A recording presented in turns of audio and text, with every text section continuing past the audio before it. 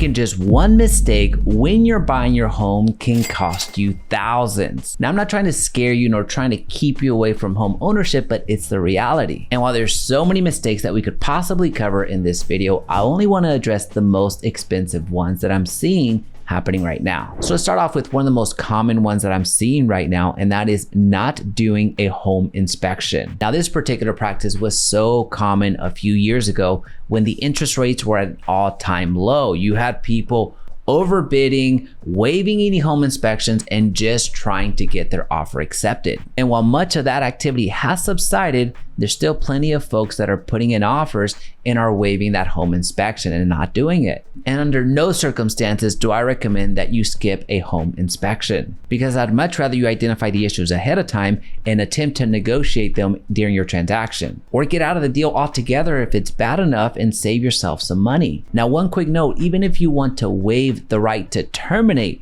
based off of a home inspection, I still encourage you to go through with the home inspection so you at least know, because the roofs can be expensive, so can foundation issues, so can HVAC issues, so can electrical issues, plumbing, and on and on. So please spend that $600 or so to get that home inspected, because it's gonna actually make you money. Now, another ultra costly mistake is not clearing title issues. Listen, the title of your property is ultra important. That determines if you are the rightful owner or not. And I would much rather you have that clarity up front that you are the rightful owner when you purchase that property, rather than leave it up to chance. Regardless if you're purchasing in a title state, which Texas happens to be one, or an attorney state, please get a title policy, which a title policy is essentially a title insurance that protects you against any past title defects that may arise later on. And that title policy is issued by what's called a title company, which a title company will do what's called a title search, which does an in-depth research on the property's title to verify the seller's legal right to transfer the property. And we'll also find any unpaid taxes, court judgments, liens, restrictions, and fraudulent transfers. Now, it's actual title protection. It helps you out tremendously. It also helps you from a transaction standpoint, which the title company acts as that neutral third party and disperses the closing funds when all parties have completed everything that they needed to do within the contract. So not having a title company involved that's going to issue you that title policy can cost you not just thousands, but it can cost you the entire house. A third huge mistake that's happening right now is skipping pre-approval or just misunderstanding loan terms. Listen, nobody wants to do a pre-approval. I get it. Submitting your application, especially financial information, to people that you don't know can be intimidating, can feel like a waste of time, but please do it. Don't wait for the house of your dreams to show up and then do a pre-approval, because if that house is one that you're looking for, chances are that there's other individuals that are looking for that same house, which means that you're gonna have competition, which also means that that house could go live on a Friday and be under contract by that weekend. In fact, that's the exact strategy that many of the top real estate agents use whenever we take listings to market. We'll place the property on the MLS either Thursday or Friday and drive a ton of traffic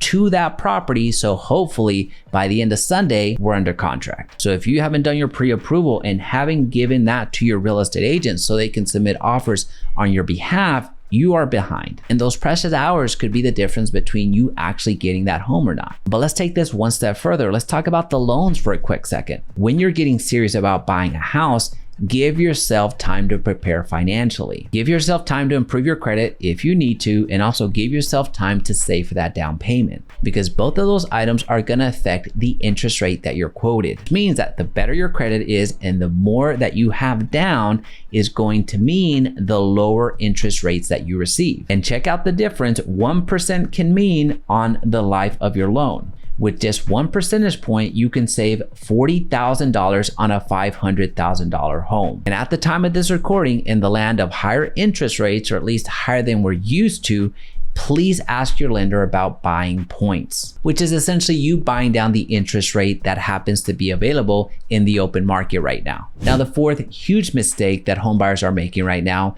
is overlooking home ownership costs. When you buy a home, there's additional costs to consider. As an example, just through the process of you trying to buy a property, there's some costs that a lot of agents and a lot of lenders don't let you know of ahead of time. And some of those expenses can be paying for a home inspection, paying for additional inspections if the original home inspection comes back with some critical issues, paying for a property survey, paying for an appraisal, along with paying for the title policy, title fees, lender fees, and on and on. Now that's just purchasing the property. You still have some additional expenses to consider because every single month you need to be budgeting and paying for property taxes, any HOA fees if you happen to have a home within an HOA, maintenance of the property, and any potential repairs that arise when something breaks. So simply because you can get approved for a $500,000 property doesn't mean that you should purchase a $500,000 property. Now, I'm not trying to dissuade you from home ownership. I think that that's the most fantastic thing in the world. What I am trying to do is make you aware of some of these costs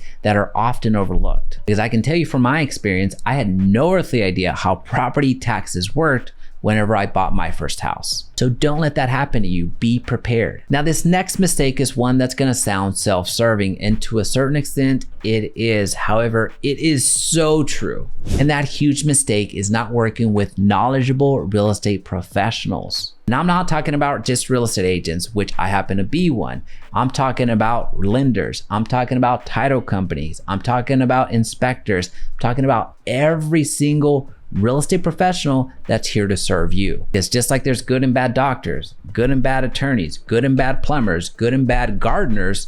There are good and bad real estate agents. A knowledgeable real estate agent can place you in the right environment. Now, here again, since I'm a real estate agent, I can speak to that a little bit more. A knowledgeable real estate agent can take your needs and wants and place you in that perfect community. They can negotiate on your behalf and save you money. They can connect you with other reputable real estate professionals, such as inspectors, such as lenders, such as title companies. They can help you manage the transaction from beginning to end, minimizing the potential of you breaching your real estate contract, which will jeopardize your earnest money and even the house itself. Now, I want to hear from you. Let me know in the comment section down below, what's a home buying mistake that you're seeing right now? And if you found value in this video and want to see more content just like this, don't forget to hit that subscribe button. And of course, check out this video right here because I think you'll like it.